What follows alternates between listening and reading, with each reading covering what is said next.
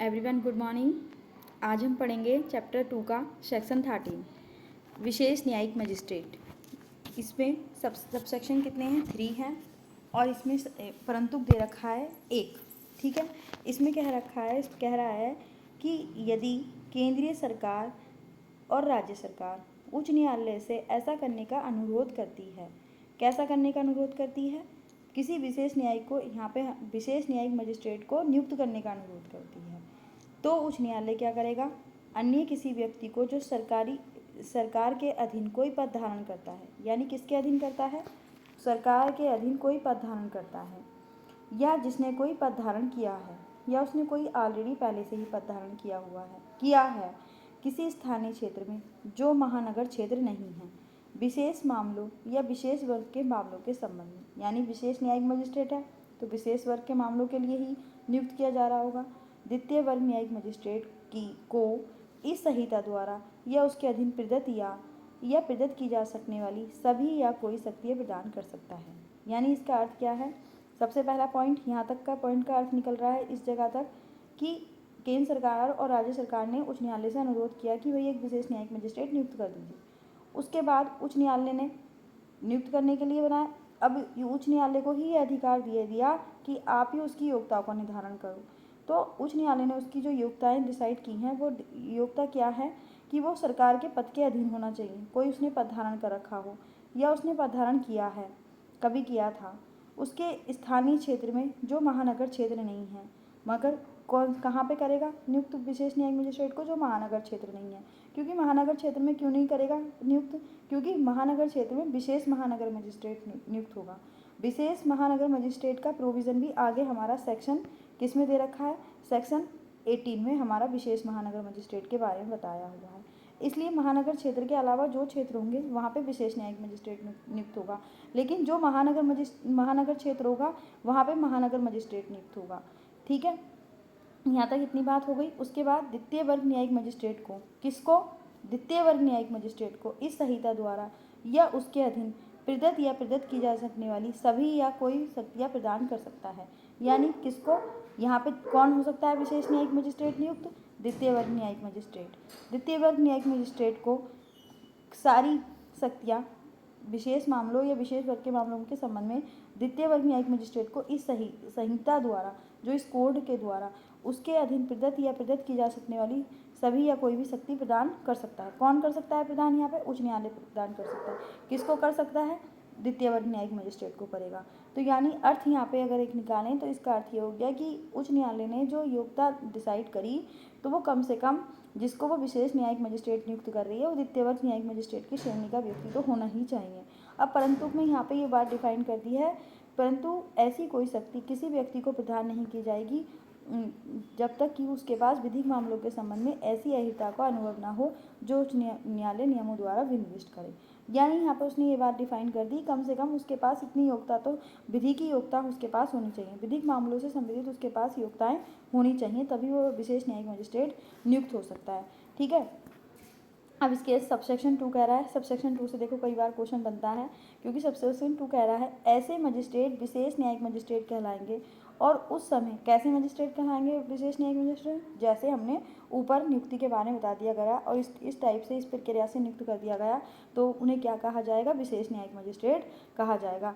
और वे एक समय में 1 वर्ष से अनधिक की इतनी अवधि के लिए नियुक्त किए जाएंगे। बस 1 वर्ष में, 1 वर्ष मतलब 1 वर्ष, एक समय में, एक टाइम के अंदर वो 1 वर्ष से अनधिक के लिए नियुक्त नहीं किए जाएंगे। मतलब कहने का अर्थ है सिर्फ वो 1 वर्ष तक के लिए ही नियुक्त किए जाएंगे, जितनी उच्च न्यायालय साधारण या विशेष आदेश द्वारा निर्दिष्ट करे।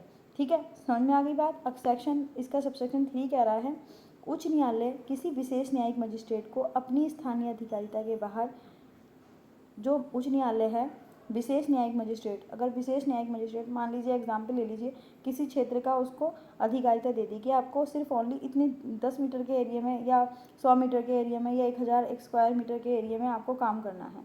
उसने इतने क्षेत्र के अलावा अगर उच्च न्यायालय चाहे तो उस क्षेत्र के बाहर भी उसे, महानगर क्षेत्र के संबंध में भी उसे महानगर मजिस्ट्रेट की शक्तियों का प्रयोग करने के लिए सशक्त कर सकता है। उसे महानगर मजिस्ट्रेट की शक्ति भी दे देगा अगर उच्च न्यायालय को ऐसा लगता है तो, अगर आवश्यकता है तो। ठीक है, यहाँ पे हमारा सेक्शन 13 कंप्लीट हो गया। लेकिन मैं इससे संबंधित आपको एक केस बताऊंगी। उस केस का नाम है कादरा पहाड़िया बनाम बिहार राज्य 1997 SSC SCC 287। इसका मतलब यह है कि 287 SSC 287 यानी पेज नंबर जो केस का होगा 287 पेज नंबर पे होगा ये जो मैं बात बताऊंगी आपको। के बाद में उच्चतम न्यायालय ने यह कहा, अवधारित किया कि सेक्शन 13 का 1 और 18 का 1। सेक्शन 13 एक में आपको पता ही है कि सेक्शन 13 में विशेष न्यायिक मजिस्ट्रेट की नियुक्ति है, और 18 में आपको अभी पता नहीं है, हम आगे अभी पढ़ा नहीं है हमने, वहाँ पे महानगर मजिस्ट्रेट की, विशेष महानगर मजिस्ट्रेट की नियुक्ति है। ठीक है, अभी आपने ऊपर पढ़ा था, बताया था 18 के बारे में मैंने अभी आपको ऊपर। तो उसमें बताया है कि जो संविधान का अनुच्छेद 14 का 14 का केवल इस कारण अतिक्रमण नहीं करता, यानी सेक्शन 13 और सेक्शन 18 जो है अनुच्छेद 14 का इसलिए अतिक्रमण नहीं करता है। अब सेक्शन अनुच्छेद 14 में क्या है, विधि के समक्ष समता, विधि के समक्ष समता यानी विधि के समक्ष सभी समान हैं, कहने का अर्थ यह है। लेकिन यहाँ पे उसने क्यों कह रहा है वो ऐसी बात, कोर्ट क्यों नहीं करता है, क्यों ऑब्जेक्शन उठाया गया है यहाँ पे कि 13 और 18, क्योंकि यहाँ पे एक प्रोविज़न डाल दिया गया है कि उन्हीं व्यक्तियों को नियुक्त किया जाएगा जो क्या कहते हैं विधि की अहिर्ताएँ रखते हैं, ये जो पहले से नियुक्त हैं विधि में, जिनको अनुभव है। ठीक है, उन्होंने यहाँ पे कहा सुप्रीम कोर्ट ने कि 14 को केवल इस अतिक्रमण नहीं करती है, इसके अंतर्गत विशेष न्यायिक मजिस्ट्रेट तथा विशेष महानगर मजिस्ट्रेट के पद पर केवल ऐसे व्यक्तियों की नियुक्ति करने का प्रावधान किया गया। नियुक्ति से संबंधित है जो सरकार के अधीन कोई पद धारण करते हैं। सरकार के अधीन अगर पद धारण नहीं करते तो उनके साथ में असमानता का व्यवहार हुआ, नहीं होता कुछ असमानता का व्यवहार, क्योंकि वहाँ पे जो नियुक्त किया जा रहा है, नियुक्ति की जा रही है, उसके लिए एक विशेष योग्यताएं चाहिए। जिस मामले के लिए वो उन्हें नियुक्त किया गया उस मामलों को हैंडल करने के लिए हमें एक विशेष स्पेशल क्वालिफिकेशन चाहिए, इसलिए ही उन्हें नियुक्त किया गया, इसलिए उनके पास विधि का ज्ञान अवश्य होना चाहिए। तो यहाँ पे सुप्रीम कोर्ट ने कह दिया है कि ऐसा करके कि सिर्फ जिन्हें विधि का ज्ञान होगा, सिर्फ विधि का ज्ञान होगा उन्हें ही नियुक्त किया जाएगा, सेक्शन 14 का अतिक्रमण नहीं है। ठीक है, ये हमारा यहाँ पे मैंने आपको एक इससे रिलेटेड केस भी बता दिया है। अब देखिए, विशेष न्यायिक मजिस्ट्रेट से संबंधित उत्तर प्रदेश राज्य में कुछ योग्यताएं बताई गई हैं। ठीक है, इसमें ये कहा है कि उसे सेवानिवृत्त पहली शर्त इसमें यह है उत्तर प्रदेश में बनने के लिए विशेष न्यायिक मजिस्ट्रेट उसे सेवानिवृत्त न्यायिक अधिकारी होना चाहिए, वो मतलब रिटायर सेवानिवृत्त अधिकारी होना चाहिए। उसे उच्च न्यायालय द्वारा अनुशासित व्यक्ति भी होना चाहिए। विशेष न्यायिक मजिस्ट्रेटों की नियुक्ति हेतु उपयुक्त व्यक्तियों का पैनल उच्च न्यायालय द्वारा ही तैयार किया जाएगा। ठीक है, ये सारी बातें बताई गई हैं। अगला हम सेक्शन करेंगे 14। ठीक है, कौन सा सेक्शन करेंगे, 14 करेंगे। ठीक है, 14 में क्या है,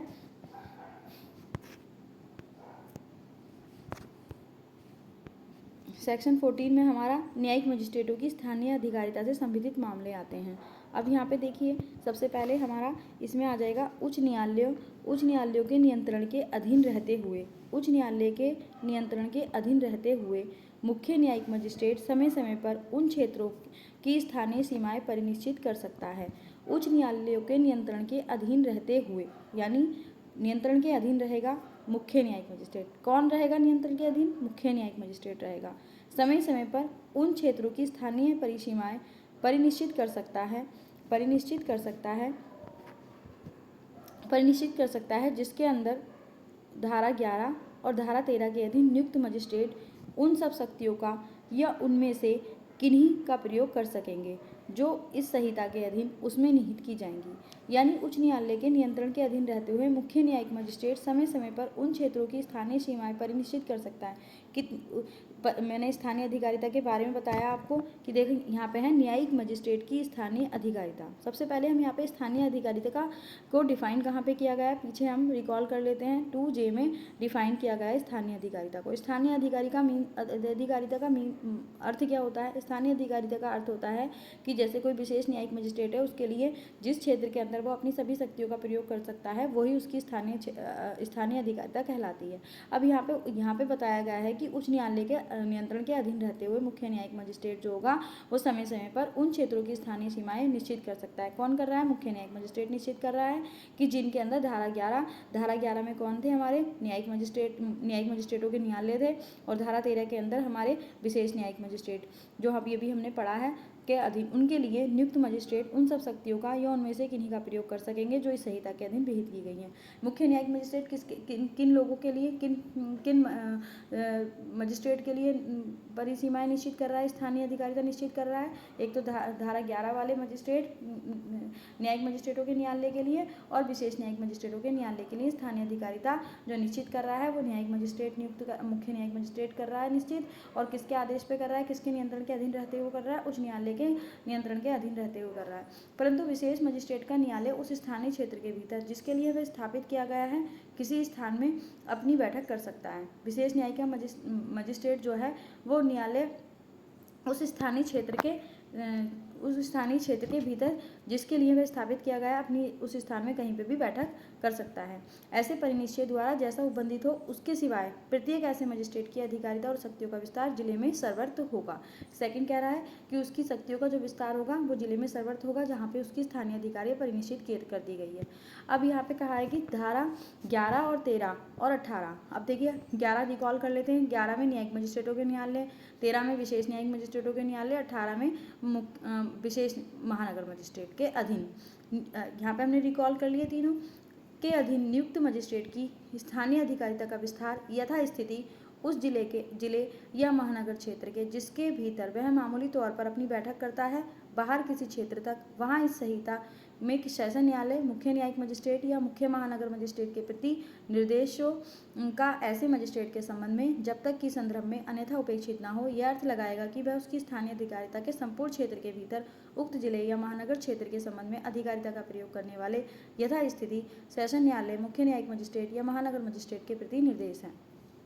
यानी इतना देखिए हम यहाँ पे डीपली मैं आपको मीनिंग बता देती हूँ, फिर भी ये इंपॉर्टेंट नहीं है लेकिन मैं आपको मीनिंग बता देती हूँ। देखिए जहाँ धारा 11, 13, 18 के अधीन नियुक्त मजिस्ट्रेट की स्थानीय अधिकारिता का विस्तार कर दिया गया है यथास्थिति उस जिले या महानगर क्षेत्र के जिसके भीतर वह मामूली तौर पर अपनी बैठक करता है उस महानगर क्षेत्र में या उस जिले के भीतर जहाँ पर वह अपनी बैठक करता है बाहर किसी क्षेत्र तक, वहाँ इस संहिता में सेशन न्यायालय जो सेशन न्यायालय होगा मुख्य न्यायिक मजिस्ट्रेट या मुख्य महानगर मजिस्ट्रेट के प्रति निर्देश का ऐसे मजिस्ट्रेट के संबंध में जब तक कि संदर्भ से अन्यथा उपेक्षित न हो यह अर्थ लगाएगा कि उसकी स्थानीय अधिकारिता के संपूर्ण क्षेत्र के भीतर उक्त जिला या महानगर क्षेत्र के संबंध में अधिकारिता का प्रयोग करने वाले यथास्थिति सेशन न्यायालय मुख्य न्यायिक मजिस्ट्रेट या मुख्य महानगर मजिस्ट्रेट के प्रति निर्देश है। ठीक है, यानी जो जिनकी अधिकारिता के अंदर आते हैं यानी उसके अगेंस्ट उसका निर्देश माना जाएगा। ठीक है, उसके बाद हमारा आता है सेक्शन 15 न्यायिक मजिस्ट्रेटों का अधीनस्थ होना। प्रत्येक, अब इसमें दे रखा है, इसमें सबसेक्शन 2 दे रखे हैं। प्रत्येक मुख्य न्यायिक मजिस्ट्रेट सेशन न्यायाधीश के अधीनस्थ होगा। किसके अधीनस्थ होंगे? सेशन न्यायाधीश के अधीनस्थ होंगे। किसके? प्रत्येक मुख्य न्यायिक मजिस्ट्रेट जो होगा सेशन न्यायाधीश के अधीनस्थ होगा। सेशन न्यायाधीश और प्रत्येक न्यायिक मजिस्ट्रेट सेशन न्यायाधीश के साधारण नियंत्रण के अधीन रहते हुए मुख्य न्यायिक मजिस्ट्रेट के अधीनस्थ होगा। देखिए मुख्य न्यायिक मजिस्ट्रेट किसके अधीनस्थ है? सेशन न्यायाधीश के। फिर न्यायिक मजिस्ट्रेट ओनली किसके अधीनस्थ है? न्यायिक मजिस्ट्रेट जो है किसके अधीनस्थ है? सेशन न्यायाधीश के साधारण नियंत्रण के अधीन रहते हुए मुख्य न्यायिक मजिस्ट्रेट के अधीनस्थ होगा। अधीनस्थ होने का अर्थ है कि किसके अंडर में वो कार्य करेगा, यानी सेशन न्यायाधीश के अंडर में कौन कार्य करेगा? मुख्य न्यायिक मजिस्ट्रेट। फिर मुख्य न्यायिक मजिस्ट्रेट के अंडर में कौन कार्य करेगा? न्यायिक मजिस्ट्रेट। लेकिन वो सेशन न्यायालय के सेशन न्यायाधीश के साधारण नियंत्रण में भी होगा। मान लीजिए जब ऑलरेडी पहले ही हमारा मुख्य न्यायिक मजिस्ट्रेट ही सेशन न्यायाधीश के अधीनस्थ है तो न्यायिक मजिस्ट्रेट तो होगा ही ऑब्वियसली उसके अंडर में, उसके नियंत्रण के अधीन रहते हुए मुख्य न्यायिक मजिस्ट्रेट के अधीनस्थ होगा ही, क्योंकि वो उसका जो बॉस है वो खुद ही सेशन न्यायाधीश के अधीनस्थ है, तो उसके नीचे वाला तो अपने आप ही उसके अधीनस्थ माना जाएगा। फिर सबसेक्शन 2 कहता है इसका कि मुख्य न्यायिक मजिस्ट्रेट अपने अधीनस्थ न्यायिक मजिस्ट्रेट के कार्यों के वितरण के बारे में समय समय पर इस संहिता में संगत नियम बना सकता है और विशेष आदेश दे सकता है। यानी यहाँ पे क्या बात कही जा रही है? जो कार्य का बंटवारा किया जाएगा, जो भी मामले होंगे उन्हें आपस में किस प्रकार वो निपटाएंगे, वो कार्य का बंटवारा कौन कर सकता है? मुख्य न्यायिक मजिस्ट्रेट कर सकता है। उसके बाद आ गए यहाँ से हमारे देखो महानगर मजिस्ट्रेटों के न्यायालय। महानगर क्षेत्र हम सेक्शन 8 में पढ़ चुके हैं। महानगर क्षेत्र वो कहलाता है जहाँ पे 10 लाख से ज़्यादा जनसंख्या जिस क्षेत्र की होती है वो हमारा महानगर क्षेत्र कहलाता है। ठीक है, महानगर क्षेत्र कहलाता है। अब प्रत्येक महानगर क्षेत्र में महानगर मजिस्ट्रेटों के इतने न्यायालय और ऐसे स्थानों में स्थापित किए जाएंगे जितने और जो राज्य सरकार उच्च न्यायालय के परामर्श के पश्चात अधिसूचना द्वारा निर्दिष्ट करे। देखिए कौन करेगी स्थापना, राज्य सरकार स्थापना करेगी और किससे परामर्श करके करेगी, उच्च न्यायालय से परामर्श करने के बाद वो उतने न्यायालय महानगर क्षेत्र में स्थापित कर सकती है जितने वो चाहे, जितने वो स्थापित करना चाहे। किससे परामर्श करेगी, उच्च न्यायालय से परामर्श करेगी। सबसेक्शन 2 कह रहा है इसका कि ऐसे न्यायालय के पीठासीन अधिकारी उच्च न्यायालय द्वारा नियुक्त किए जाएंगे। देखिए नियुक्ति किसके द्वारा हो रही है, उच्च न्यायालय के द्वारा हो रही है। न्यायालय की स्थापना किसके द्वारा हो रही है, राज्य सरकार के द्वारा हो रही है। किससे परामर्श करके हो रही है, उच्च न्यायालय से परामर्श करके हो रही है। ऐसे न्यायालय में पीठासीन अधिकारी उच्च न्यायालय द्वारा ही नियुक्त किए जाएंगे। पीठासीन अधिकारी कौन होंगे हमारे, पीठासीन अधिकारी होंगे हमारे पीठासीन अधिकारी उच्च न्यायालय द्वारा नियुक्त, जो उसमें बैठेंगे, जो उसमें जजेस होंगे, वो किसके द्वारा नियुक्त किए जाएंगे, महानगर मजिस्ट्रेट हो गया, विशेष महानगर मजिस्ट्रेट हो गया, वो सारे के सारे हमारे नियुक्त किए जाएंगे, पीठासीन अधिकारी उच्च न्यायालय के द्वारा नियुक्त किए जाएंगे।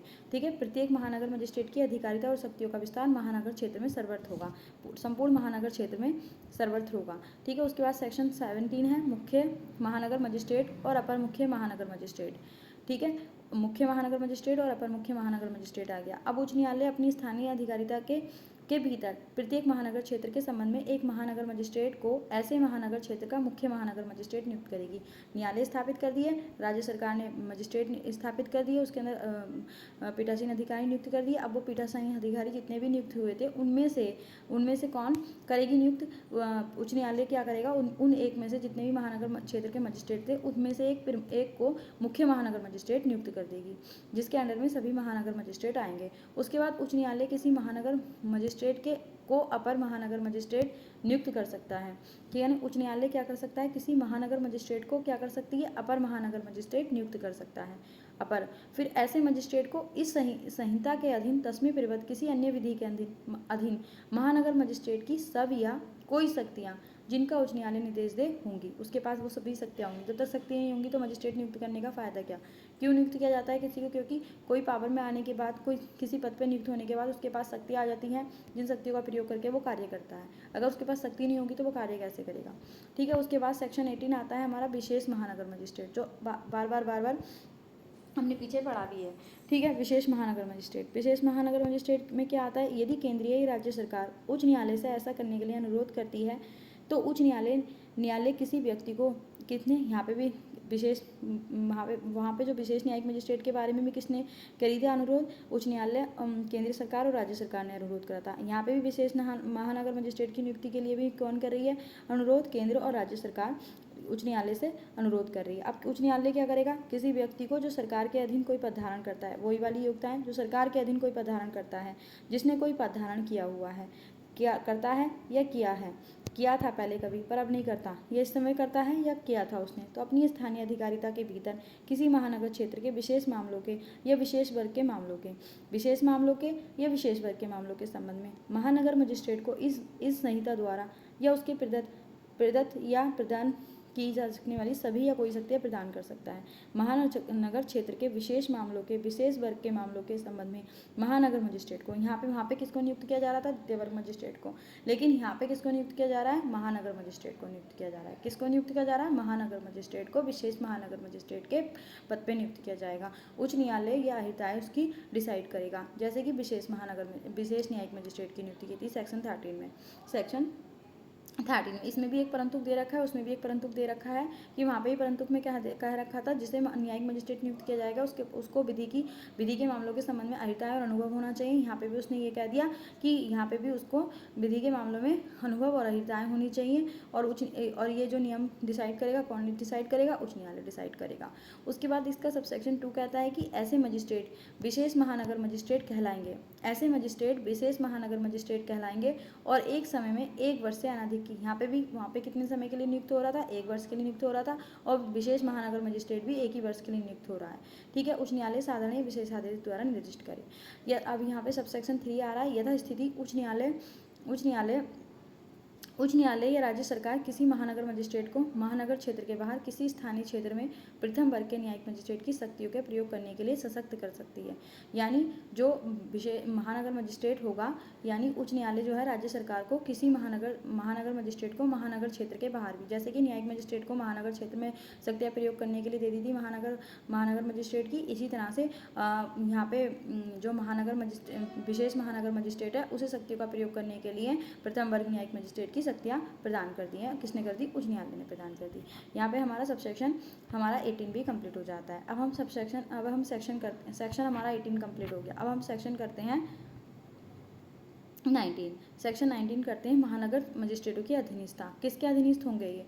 मुख्य महानगर मजिस्ट्रेट और तृतीय अपर मुख्य महानगर मजिस्ट्रेट केवल सेशन न्यायाधीश के अधीनस्थ होंगे। किसके अधीनस्थ होंगे? सेशन न्यायाधीश के अधीनस्थ। वहाँ पे भी किसके अधीनस्थ था? मुख्य न्यायिक मजिस्ट्रेट सेशन न्यायाधीश के अधीनस्थ था। यहाँ पे भी किसके अधीनस्थ है? सेशन न्यायाधीश के अधीनस्थ है। प्रत्येक अन्य महानगर मजिस्ट्रेट सेशन न्यायाधीश के साधारण नियंत्रण के अधीन रहते हुए मुख्य महानगर मजिस्ट्रेट के अधीनस्थ होगा। उच्च न्यायालय इस संहिता के प्रयोजन के लिए परिनिश्चित कर सकेगा कि अपर मुख्य महानगर मजिस्ट्रेट किस विस्तार तक, यदि कोई हो, मुख्य महानगर मजिस्ट्रेट के अधीनस्थ होगा। उच्च न्यायालय ने इस संहिता के प्रयोजन के लिए परिनिश्चित किया है कि अपर मुख्य महानगर मजिस्ट्रेट किसके अधीनस्थ था? सेशन न्यायाधीश के। अब ये अपर मुख्य महानगर मजिस्ट्रेट किस विस्तार तक, यदि कोई हो, तो मुख्य महानगर मजिस्ट्रेट कोई उसके नीचे आ रहा है तो वो उसके अधीनस्थ होगा।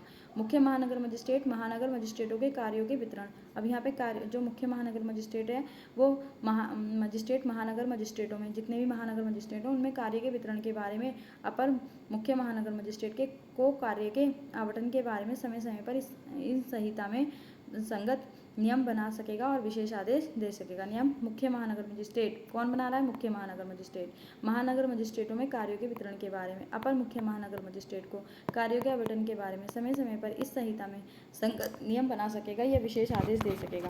कौन बना रहा है? मुख्य महानगर मजिस्ट्रेट बना रहा है। और आदेश कौन देगा? महानगर मजिस्ट्रेट में कार्यों के वितरण के बारे में और अपर महानगर मजिस्ट्रेट को निर्देश दे रहा है। कौन दे रहा है? मुख्य महानगर मजिस्ट्रेट दे रहा है। ठीक है, विशेष आदेश दे सकेगा। को कार्य के आवंटन के बारे में कौन देगा? मुख्य महानगर मजिस्ट्रेट आदेश देगा, विशेष आदेश दे सकेगा। अब उसके बाद आता है हमारा कार्यपालिका मजिस्ट्रेट, कार्यपालक मजिस्ट्रेट। इसमें क्या है?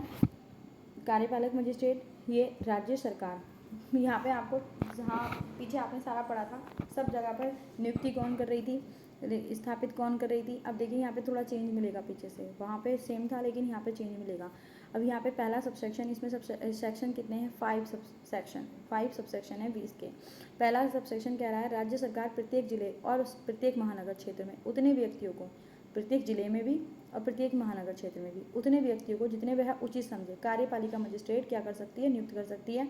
उनमें से एक को जिला मजिस्ट्रेट नियुक्त करेगी। कौन नियुक्त कर रही है? राज्य सरकार। बाकी पीछे कौन नियुक्त कर रहा था? उच्च न्यायालय नियुक्त कर रहा था, लेकिन कार्यपालिका मजिस्ट्रेट को राज्य सरकार नियुक्त कर रही है। ये याद करने योग्य बात है। राज्य सरकार प्रत्येक जिले और प्रत्येक महानगर क्षेत्र में उतने व्यक्तियों को जितने वह उचित समझे कार्यपालिका मजिस्ट्रेट नियुक्त कर सकती है और उनमें से एक को जिला मजिस्ट्रेट नियुक्त कर सकती है। राज्य सरकार किसी कार्यपालिका मजिस्ट्रेट को अपर जिला मजिस्ट्रेट नियुक्त कर सकेगी और ऐसे मजिस्ट्रेटों को इस संहिता के अधीन 10वें परिवद किसी अन्य विधि के अधीन जिला मजिस्ट्रेट की वे सब शक्तियाँ होंगी। सारी जिला उनमें से एक को एक उनमें से जितने भी हमारे कार्यपालिका मजिस्ट्रेट थे उनमें से क्या करेगी? एक को अपर जिला मजिस्ट्रेट नियुक्त कर सकती है। वे सब शक्तियाँ होंगी जो जिला मजिस्ट्रेट को थी। अब इसमें सबसेक्शन 3 कह रहा है इसका 20 का, जब कभी किसी जिला मजिस्ट्रेट के पद की रिक्ति के परिणाम स्वरूप कोई अधिकारी उस जिले के कार्यपालिका प्रशासन के में अस्थायी रूप से उत्तरवर्ती होता है तो ऐसा अधिकारी राज्य सरकार द्वारा आदेश दिए जाने तक क्रम से उन सभी शक्तियों का प्रयोग और कर्तव्य का पालन करेगा जो इस संहिता द्वारा जिला मजिस्ट्रेट को प्रदत्त या उस पर अधिरोपित हो। यानी जब कभी किसी जिला मजिस्ट्रेट के पद की रिक्ति के परिणाम स्वरूप खाली है उसका पद और कोई अधिकारी उस जिले में कार्यपालिका प्रशासन के लिए अस्थायी रूप से उत्तरवर्ती होता है, मतलब कोई है ही नहीं, अस्थायी रूप से मतलब कुछ समय के बाद आ जाएगा, तो ऐसा अधिकारी राज्य सरकार द्वारा आदेश दिए जाने तक, जब तक राज्य सरकार ऐसा आदेश नहीं देती है, क्रम से उन सभी शक्तियों का प्रयोग और कर्तव्य का पालन करेगा जो इस संहिता द्वारा जिला मजिस्ट्रेट को प्रदत्त और उसे अधिरोपित की गई हैं। राज्य सरकार आवश्यकता अनुसार किसी कार्यपालिका मजिस्ट्रेट को उपखंड का बाहर साधक बना सकती है और उसको बाहर साधन से मुक्त कर सकती है। किसी उपखंड का बाहर साधक बनाया गया मजिस्ट्रेट उपखंड मजिस्ट्रेट कहलाएगा। 4 ये कह रही है इसमें, राज्य सरकार साधारण या विशेष आदेश द्वारा ऐसे नियंत्रण और निर्देशों के अधीन रहते हुए जो वह अधिरोपित करना ठीक समझे उपधारा 4 के अधीन अपनी शक्ति जिला मजिस्ट्रेट को प्रत्योजित कर सकती है। इस धारा की कोई भी बात 10वीं परिवर्त किसी विधि के अधीन महानगर क्षेत्र के संबंध में कार्यपालिका मजिस्ट्रेट की सब शक्तियों या उनमें से कोई शक्ति पुलिस आयुक्त को प्रदत्त करने की राज्य सरकार को प्रवृत्त नहीं करेगी। इसी तरह से इसमें विशेष कार्यपालिका मजिस्ट्रेट के बारे में बता दिया गया है। किसमें, अब इसमें दे रखा है कि राज्य सरकार विशेष क्षेत्रों के लिए विशिष्ट कृत्यों का पालन करने के लिए कार्यपालिका मजिस्ट्रेट को, जो विशेष कार्यपालिका मजिस्ट्रेट के रूप में ज्ञात होंगे, इतनी अवधि के लिए जितनी वह उचित समझे नियुक्त कर सकती है और इस संहिता के अधीन कार्यपालिका मजिस्ट्रेट को प्रदत्त की जा सकने वाली सभी शक्तियाँ और ऐसी शक्तियाँ जिन्हें वह उचित समझे इन विशेष कार्यपालिका मजिस्ट्रेट को प्रदान कर सकती है। कार्यपालिका मजिस्ट्रेट की स्थानीय अधिकारिता कौन करेगी? स्थानीय अधिकारिता निश्चित इनकी राज्य सरकार के नियंत्रण के अधीन रहते हुए जिला मजिस्ट्रेट समय समय पर उन क्षेत्रों की स्थानीय सीमाएं परिनिश्चित कौन करेगा? जिला मजिस्ट्रेट उनकी स्थानीय क्षेत्रीय अधिकारिता परिनिश्चित करेगी जिनके अंदर कार्यपालिका मजिस्ट्रेट उन सब शक्तियों का या उनमें से किन्हीं का प्रयोग कर सकेंगे जो उन्हें इस कोड के द्वारा या संहिता के द्वारा उन्हें प्रदान की गई। ऐसे परिनिश्चित द्वारा जैसा उपबंधित हो उनके सिवाय प्रत्येक ऐसे मजिस्ट्रेट की अधिकारिता और शक्तियों का विस्तार जिले में सर्वत्र होगा। 23 सेक्शन कह रहा है 23 कार्यपालिका मजिस्ट्रेटों का अधीनस्थ होना। अपर जिला मजिस्ट्रेटों से भिन्न सब कार्यपालिका मजिस्ट्रेट जो होंगे किसके अधीनस्थ होंगे? जिला मजिस्ट्रेट के। सबके सब सेशन पीछे वाले जितने भी मजिस्ट्रेट थे वो सब सेशन न्यायाधीश के अधीनस्थ थे, लेकिन ये कार्यपालिका मजिस्ट्रेट जो है वो जिला मजिस्ट्रेट के अधीनस्थ होंगे। ठीक है। प्रत्येक कार्यपालिका मजिस्ट्रेट जो उपखंड की शक्तियों का प्रयोग कर रहा है जिला मजिस्ट्रेट के साधारण नियंत्रण के अधीन रहते हुए उपखंड मजिस्ट्रेट के भी अधीनस्थ होंगे। जिला मजिस्ट्रेट अपने अधीनस्थ कार्यपालिका मजिस्ट्रेटों में कार्य के वितरण के बारे में, यहाँ पे भी कार्य के वितरण के बारे में, जिला मजिस्ट्रेट को कार्य के आवंटन के बारे में समय समय पर इन संहिता के में संगत नियम बना सकता है और आदेश निर्देश कर सकता है। बस हम यहाँ सेक्शन 23 तक पढ़ेंगे आज। कल को पढ़ेंगे हम 24 जो हमारे एपीओ के एग्जाम के लिए वेरी इंपॉर्टेंट है। ठीक है, आज की वीडियो यहीं पे हम, आज लंबी वीडियो हो गई है, इसे पूरा देखना। प्लीज़ सब्सक्राइब चैनल को करें, लाइक भी कर दें अगर अच्छी लगी हो तो।